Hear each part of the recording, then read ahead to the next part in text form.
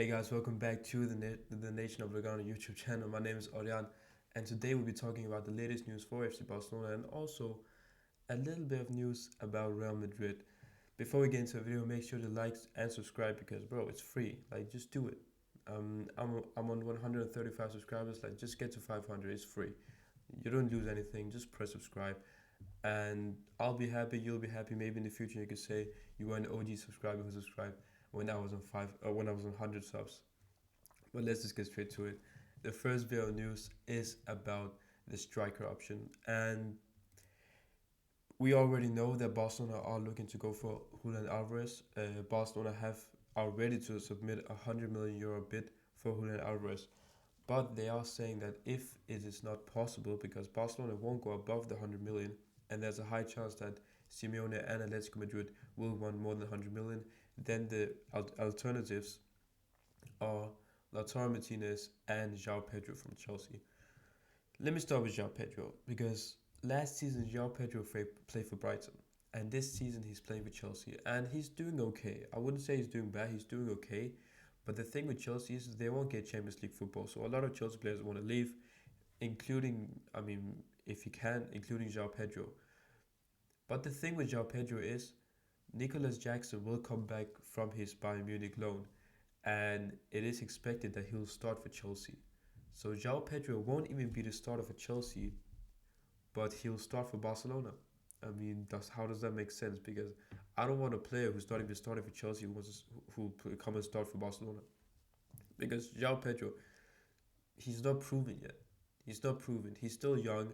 He can still develop. Like, we could buy him, and he could become amazing in a few years. Like, he's got the Brazilian link up with Rafinha, but he's still not proven. So we shouldn't go and get him, and we shouldn't splash a big money on him, because Chelsea's strategy is buy young players and sell them for profit. So we will have to pay a lot of money for João Pedro, who's not proven at the biggest stage yet. And the next one is Lautaro Martinez. Lautaro Martinez is a funny one, because for Messi fans, most people don't like him. I'm speaking of Messi fans, because they see him for Argentina, the way he misses chances, especially in the World Cup, where Alvarez pretty much replaced him mid-tournament.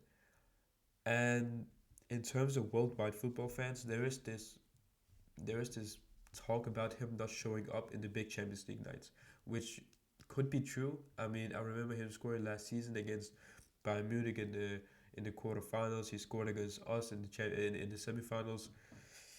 Lautaro Martinez, he's a good striker. Whether we like it or not, he's a good striker. For the last 6-7 years, he's been putting up 20 goals a season, every single season, and that's not something you could say who's a bad striker. He is a great striker, and he's also not selfish, because we know Rafinha, he wants his GAs. We know Lamine Yamal, he wants to get those GAs now because it will help him get the Ballon d'Or as well. And Lautaro Martinez will help with that, and so does Julian Alvarez.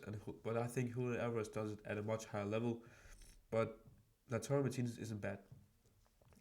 If we can't get Julian Alvarez, I wouldn't mind getting Lautaro Martinez, because I do think he's a great footballer.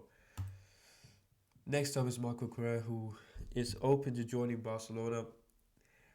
As I said before, Chelsea won't get Champions League football. A lot of these star world-class players, we could say, because you could make the argument that Cucurella is a world-class player, they want to leave Chelsea. And with the thing with Cucurella is he loved Maresca, he loved the project with Maresca. Chelsea sacked him, they got Liam Rosignol, and they just went downhill from there. Cucurella knows Barcelona players. He knows Barcelona. He's been here. He played for us in La Masia. He knows a lot about he knows a lot of the players from the Spain national team. So I do think it's a great fit. I think it's a great fit. I think he can come in and do a great job. I think he's better than Alejandro Balde, who has been disappointing this season. Let's just be honest. He's been disappointing this season. He hasn't been playing at the level he has these last few seasons, and he hasn't even developed yet. I think he's 22, 23 years old. He's not developing. We've seen Cucurella since he joined Chelsea. Since his Brighton days, he's been developing every single season. He went from a promising left back to a good Premier League left back to one of the best left backs in the world.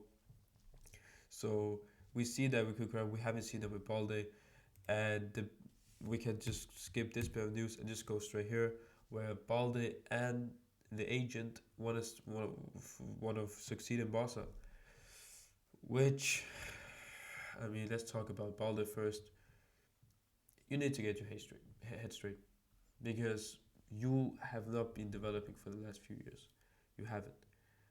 Um, and last season I was calling you one of the best left backs in the world. I was saying you are the best. This was before Nuno Mendes and PSG won the Champions League.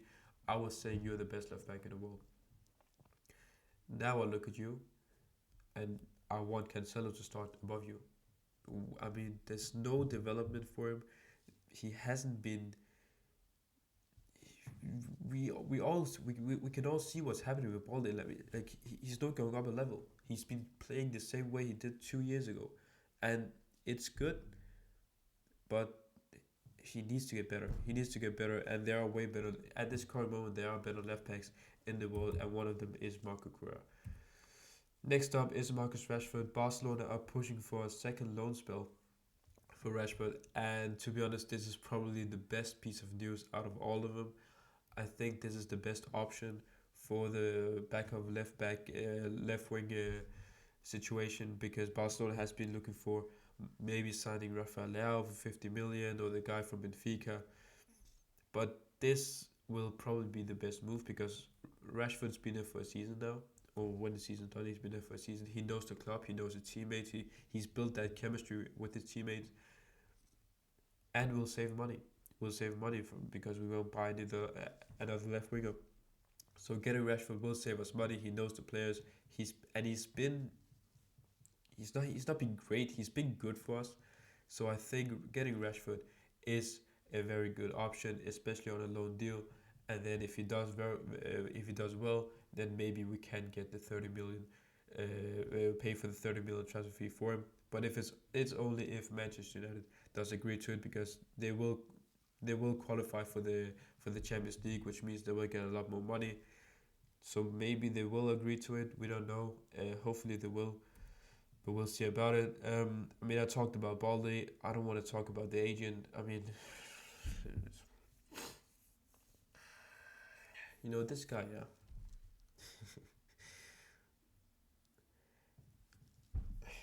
When I see his face, you know, when you have family over at your house, or like family, friends, stuff like that, and there's like a kid, a little boy or something. You play with him for like 5-10 minutes. You have fun with him. You push him around, stuff like that, and then you have enough. You say, oh, let me just fuck off, and then he keeps following you. He keeps following you. He thinks we're best friends, and then at the beginning you're like, oh, just go to your parents, like you just try to play it off, like trying to make him go away, but in a nice way. You don't want to hurt his feelings. But then he keeps following you. He keeps following you. He asks for your phone. He asks you if you got Minecraft or whatever the fuck on your phone. And then at some point you lose your mind. You lose your mind. You have to like scream at him, or like just push him out and close the door. I mean, and that's the point where I've gotten with this guy. I'm tired of seeing his face.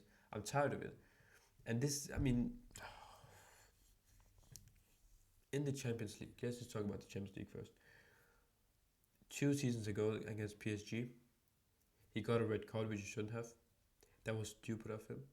Last season against Inter, he came on. He couldn't defend against Acerbi, and then in extra time, in overtime, he couldn't block the shot. This season, he's got mental health problems, and he's going to, where.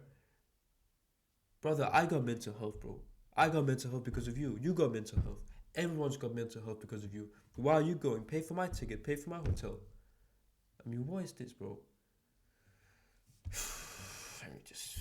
I want him out, bro. I just want him out for free. I would pay. I will fly to Barcelona. I'll pay for you, but I'll drive you to whatever club you want to go. Saudi, China, whatever country you want to go. I'll drive you there. I'll pay for your ticket. I'll pay first class for you, just for you to get out. According to Fernando Pulo, Jules Kounde remains a starter for FC Barcelona, but the club could consider a sell if an irresistible offer arrives. You know, when I saw this news, I thought, okay, irresistible offer, what's that?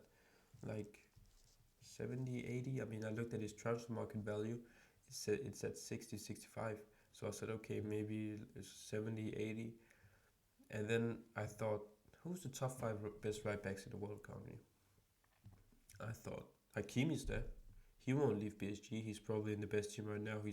He'll probably play in the Champions League final next week, or qualify for the Champions League final next week. There's Timber. I mean, would he leave Arsenal? They've currently played their first in the Premier League. They most likely will beat Atletico Madrid and go to the Champions League final. Will he leave Arsenal? There's Trent. He just joined Real Madrid. He won't come. He won't come to Barca. Who else is there? There's Reece James. I mean, he's Chelsea through and through. He won't leave Chelsea. He's a Chelsea man. And then there's Kounde. I mean, I feel like I'm stuck with this guy. And last season he was great. It's this season, and I'm scared that next season will be like this season with Kounde. Because if it is, I don't know if he can win the big trophies. I don't know if he can win the Champions League. Because he plays at the side of Lamine Yamal. And the thing with Lamine Yamal, he doesn't help as much defensively. So we need a competent defensive right back. And he is not that. And this season, going forward, he hasn't been good. Going back and moving forward, I mean, he just hasn't been good this season. And if he continues that until next season, who can we get? Like, who's good enough to play for us? The right back market is so dead. Like, it's so dead. If you consider Kounde in the top 5 right backs in the world, then you just know the right back market is cooked. And then I want to talk about this. Real Madrid, Jose Mourinho. I want to talk about this as a football fan, not as a Barca fan. As a football fan, this is amazing. This is amazing, because when I think of Mourinho and Real Madrid, it's like this. It fits like a glove. It's perfect, because when I grew up, this is what I grew up on. I was 10, 11 when I watched, well, not even 8 to 10, 8 to 11, where I watched Jose Mourinho and Pep Guardiola clashing out in the El Clásicos every single year. And there is this misinformation about Jose Mourinho and his first stint at Real Madrid, because today I texted my friend. I said, Jose Mourinho might come back to Real Madrid, and then he said, "Oh, really? So he'll destroy them again?" And I said, "What? Destroy? What do you mean destroy?" Jose Mourinho came into a Real Madrid side that had finished, or that had exited in the Champions League round of 16 for like 7 years in a row. He came in the first season, he won the Copa del Rey against prime Barca. 10-11 Barca, prime Barca. We won the La Liga and the Champions League, and then they won the Copa del Rey. And that was the first step of Real Madrid competing with us, because Barcelona at that point, we were on top of the world. Real Madrid couldn't compete with us. And the next season, they literally broke the La Liga point record. That was Jose Mourinho. And in terms of the Champions League, they exited in the round of 16 for like 7 years in a row. He came in, the first one, the semi-final against Barcelona, where Messi scored the solo goal. Next one was a penalty shootout against Bayern in the semi-final again. And the year after that was Dortmund, where Lewandowski scored 4 goals. He changed the trajectory of Real Madrid, because when he left, they won the Champions League. And who built that club? That was Jose Mourinho. Jose Mourinho built that club. So that's me as a football fan. As a Barca fan, I'm scared. I'm really scared as a Barca fan, because with Real Madrid, these last 2 seasons, I mean, they've tried with Carlos Ancelotti, who's a man manager. He's probably the best man manager in the world. That didn't work. Then they brought in Xabi Alonso, who's probably one of the best tacticians in the world right now. That also didn't work. They didn't respect him. And then there's Arbeloa, who's probably the biggest dick sucker in the world. That also didn't work, because Carlos Ancelotti, he doesn't have any tactics. He just play with the vibes. Just play with vibes. That's what he said. Didn't work. They didn't press. Mbappe didn't press. Vini didn't press. Rodrigo didn't press. A lot of egos. He couldn't handle it. Or he could handle the egos, but he couldn't tell them to press, which was a problem. Xabi Alonso comes in, tells them to watch video footage for 5 hours. After a few weeks, he lost the dressing room. He lost the dressing room against we all saw against Barcelona. He tried to take off Vini. Vini didn't want to, and it just went from good to bad, and then from bad to ugly, especially in the Super Cup where Xabi Alonso wanted everyone to applaud Barcelona, stay for them, and Mbappe said no. Everyone followed Mbappe. It just went to ugly. And then now with Arbeloa, who's he's a yes man. He just says whatever the players wants. Do you want this? Yes. Do you want that? Yes. Do you want to come to my house? Yes. Whatever. That also doesn't work, as we can see. And with Mourinho, he ticks all the boxes. He's a winner. He will demand respect because these players literally grew up watching Jose Mourinho. We've seen that the picture of Mbappe with all the Ronaldo posters. Look at the posters. Look at the pictures. Look at the shirt he's wearing. It's the shirt from the Mourinho spell. So they'll all respect him, and he will bring this us against the world mentality to Real Madrid, which is very dangerous. I don't want that because now Mbappe, Vini, Jude, Rodrigo, all of these players they'll press. They will press. They can't say no to Mourinho. Who can say no to Mourinho? I'll go for it. I'll fight in the war for Mourinho. So yeah, as a football fan, I'm excited. It's amazing. But as a Barca fan, I am scared because this can be the return of Real Madrid, which I'm dreading. Thank you guys for watching. Let me know what you guys think in the comments below. Make sure to like and of course subscribe. I mean, it's free, bro. Just subscribe. I'm trying to get 500 subs. So yeah, make sure to like, subscribe, and take care of you guys. Bye.